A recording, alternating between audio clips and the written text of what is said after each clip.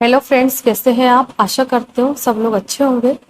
आज की वीडियो में हम बात करेंगे कि अगर आपको 2 महीने की प्रेगनेंसी हो गई और वो अनवांटेड प्रेगनेंसी है तो आप उसको कैसे हटा सकते हैं, इसी के बारे में वीडियो में डिटेल में जानेंगे। बहुत सारे लोगों के सवाल आ रहे थे कि मैडम 2 महीने की प्रेगनेंसी को हम इजीली कैसे टर्मिनेट कर सकते हैं, इसी के बारे में आप हमें कुछ बताइए। तो इसी के बारे में वीडियो में डिटेल में जानेंगे, तो वीडियो को पूरा देखें और अच्छे से देखें। जब भी आपका पीरियड मिस होता है, यानी कि पहला पीरियड मिस होता है और आपको ऐसा लगता है कि मेरा पीरियड पहले कभी भी मिस नहीं हुआ, रेगुलर था, और फर्स्ट टाइम मेरा पीरियड मिस हो गया है और इस महीने में आप लोग कांटेक्ट में भी आए थे, यानी कि रिलेशन भी बना था, तो आपको बिल्कुल भी देर ना करते हुए जैसे ही पीरियड मिस होता है 4-5 दिन के बाद में प्रेगनेंसी टेस्ट कर लेना है, प्रेग्ना न्यूज ला करके। कैसे करना है वो सारा विधि उस पर लिखा रहता है, तो उसको अच्छे से पढ़े। और अगर आप पीरियड मिस होने के कुछ ही दिनों के बाद में प्रेगनेंसी टेस्ट कर रहे हैं तो वो आपको मॉर्निंग का करना है, ताकि आपको सही रिजल्ट मिल सके। ठीक है। अगर आपका टेस्ट पॉजिटिव आता है, उसमें 2 लाइनें आती है, इसका मतलब है कि टेस्ट आपका पॉजिटिव है। तो इसके बाद में आपको डॉक्टर से मिलना चाहिए। डॉक्टर आपका सोनोग्राफी करके देखेगा और उसमें हम ये देखते हैं कि आपकी जो प्रेगनेंसी है वो यूट्रस में है या यूट्रस के बाहर है। क्योंकि प्रेगनेंसी अगर यूट्रस के अंदर ही है, इंट्रा यूटेराइन प्रेगनेंसी है, तो मेडिसिन के द्वारा यानी कि एमटीपी किट के द्वारा प्रेगनेंसी को इजीली रिमूव कर सकते हैं। पर अगर आपकी प्रेगनेंसी एक्टोपिक प्रेगनेंसी हो गई है, कहीं ट्यूब में हो गई, कहीं ओवरी में हो गई या एब्डोमिनल में हो गई, फिर उस प्रेगनेंसी को हम एमटीपी किट के द्वारा रिमूव नहीं कर सकते हैं।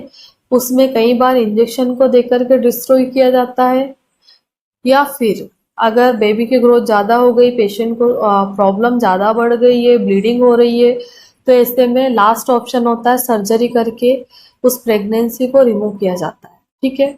तो आपको एक डॉक्टर का चुनाव करना है, डॉक्टर के पास जाकर के अपना सोनोग्राफी करवाना है, उसमें देखना है कि भाई प्रेगनेंसी कितने हफ्ते की है और यूट्रस के अंदर ही है।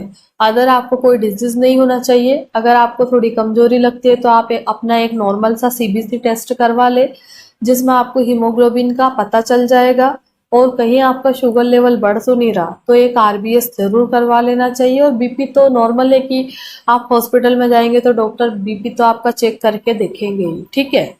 अब इसके बाद में सेकंड प्रोसीजर आती है कि डॉक्टर ने आपका ब्लड टेस्ट भी कर लिया, अल्ट्रासाउंड भी कर लिया, सब कुछ नॉर्मल है, तो डॉक्टर आपको एमटीपी किट लेने की सलाह दे सकते हैं।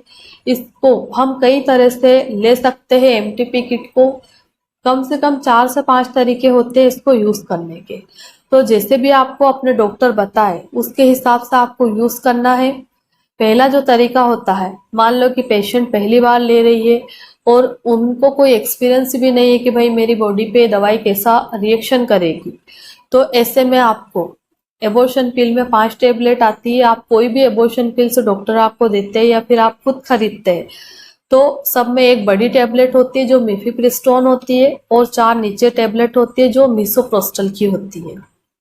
तो आपको जैसे अगर फर्स्ट टाइम आप खा रहे हैं और आप बहुत दुबली पतली है, बहुत कमजोर है, चक्कर आते हैं, चलने में उल्टी जैसा मन हो रहा बार बार, तो आपको पहला तरीका ही यूज करना चाहिए।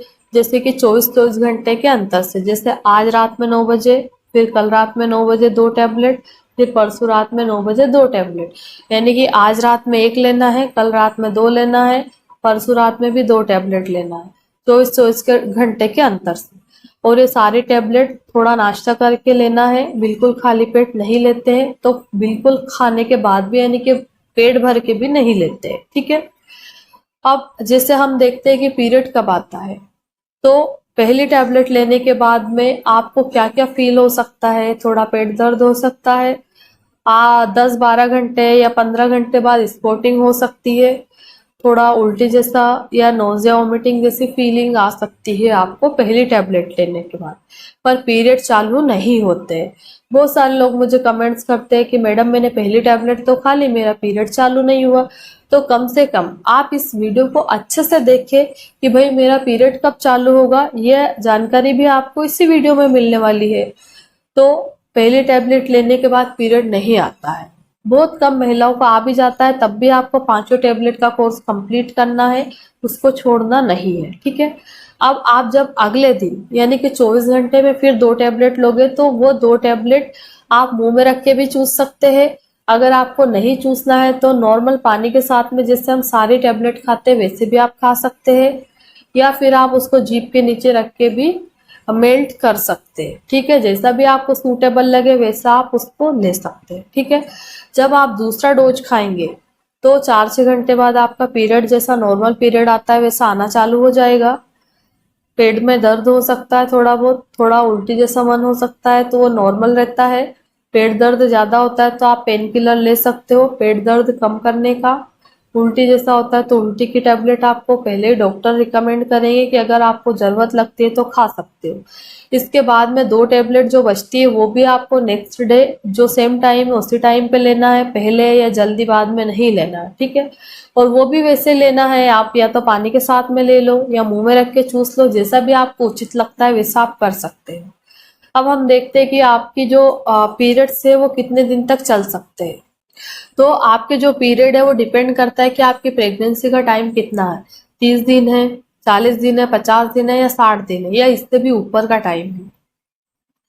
तो अगर 40-45 दिन या 50 दिन की प्रेगनेंसी है तो 8 से 10 दिन तक आपके पीरियड आ सकते हैं, और अगर 60 दिन की प्रेगनेंसी है तो 10 से 12 या 15 दिन तक आपके पीरियड चल सकते हैं। पर अगर 15 दिन से ज्यादा ब्लीडिंग होती है तो फिर ऐसे में डॉक्टर से संपर्क करना चाहिए, अपना सोनोग्राफी और बीटा एचसीजी टेस्ट करवा के देखना चाहिए कि आपकी प्रेगनेंसी रिमूव हुई कि नहीं हुई, कि कुछ टुकड़े तो नहीं रह गए, ठीक है। अब हम कोई भी एबॉर्शन पिल्स लेने के बाद में आपको क्या क्या साइड इफेक्ट के तौर पे दिख सकते हैं, जैसे कि पेट के निचले हिस्से में दर्द होना नॉर्मल है, ब्लीडिंग चालू हो जाती है मतलब पीरियड चालू हो जाता है, ब्लड क्लॉट्स वगैरह सब निकलते हैं, तो ये सब चीजें नॉर्मल है। थोड़ा नोजिया वोमिटिंग हो सकता है, थोड़ा कमजोरी फील हो सकता है, दस्त लग सकते हैं, इसके बाद फीवर आ सकता है और हाथ पैरों में बहुत ज्यादा दर्द हो सकता है। तो अगर आपको ऐसे कोई भी सीवियर साइड इफेक्ट देखने को मिलते हैं तो आपको डॉक्टर से संपर्क करना चाहिए। अगर आप डॉक्टर के पास नहीं जा सकते तो हमारी भी ऑनलाइन अपॉइंटमेंट बुक करके आप हमसे भी बात कर सकते हैं। तो इस वीडियो के माध्यम से हमने जाना है कि कौन सी टैबलेट किस तरह से लेना है, क्या क्या सावधानियां बरतना है, कितने दिन तक आपके पीरियड आ सकते हैं, क्या साइड इफेक्ट आपको देखने को मिल सकते हैं। धन्यवाद।